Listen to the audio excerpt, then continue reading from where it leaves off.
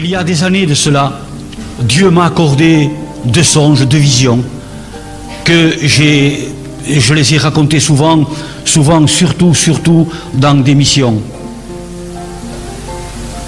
À 14 années d'intervalle, et dont un de ces songes, une de ces visions. Au début de ma conversion, j'étais dans ma caravane, j'étais assis, et là j'ai vu, d'un seul coup, je ne sais pas si c'est un songe, je ne pourrais pas le dire, ni une vision.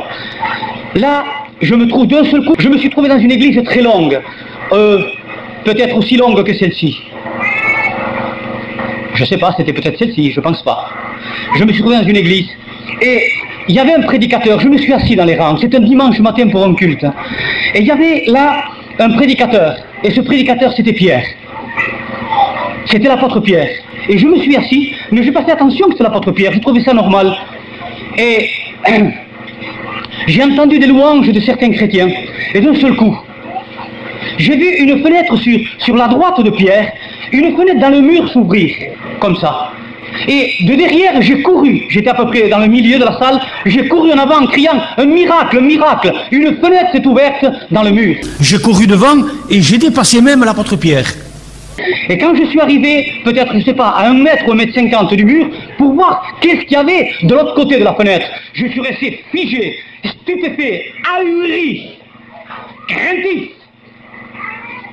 L'horreur a rempli tout mon être entier, mon esprit, mon âme et mon corps ont été remplis de l'horreur de ce que j'ai vu. J'ai vu, mes amis, ceux à qui l'âme avait été contaminée par le péché, ceux qui avaient l'esprit touché, sali, contaminé par la révolte à Dieu. Je vous le dis sincèrement, c'était l'horreur. Il y avait des jeunes, il y avait des vieux. Il y avait des blonds, il y avait des bruns. Ils étaient emprisonnés comme ça, dans des ténèbres épaisses, et ils tournaient avec des hurlements horribles. Ce que j'ai vu m'a glacé.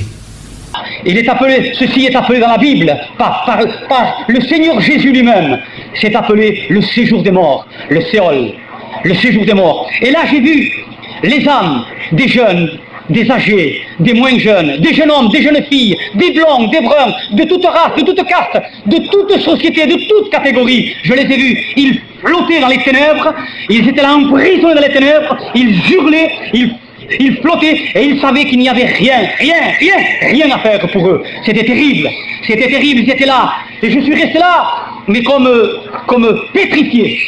C'était horrible de voir une chose pareille. Mon ami, je te supplie au nom du Seigneur Jésus-Christ ce soir, si ton âme a été touchée, contaminée, salie, comme le café l'est pour le lait, si elle t'a touché, c'est fini pour toi. Le salaire du péché, c'est la mort. Il n'y a plus rien à faire. Si ce soir tu pars, eh bien c'est le séjour des morts. Le séjour des morts, l'horreur du séjour des morts pour toute l'éternité. Je pourrais vivre 10 000 ans sur la terre. Les 10 000 ans, je me rappellerai de ce que j'ai vu. Quelle horreur! Certainement que Dieu les a appelés. Vous savez, bien-aimés, ce qui est écrit. Ce qui est écrit.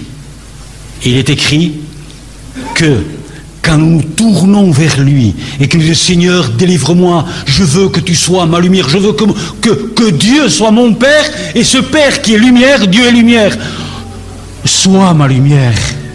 Amen, alléluia.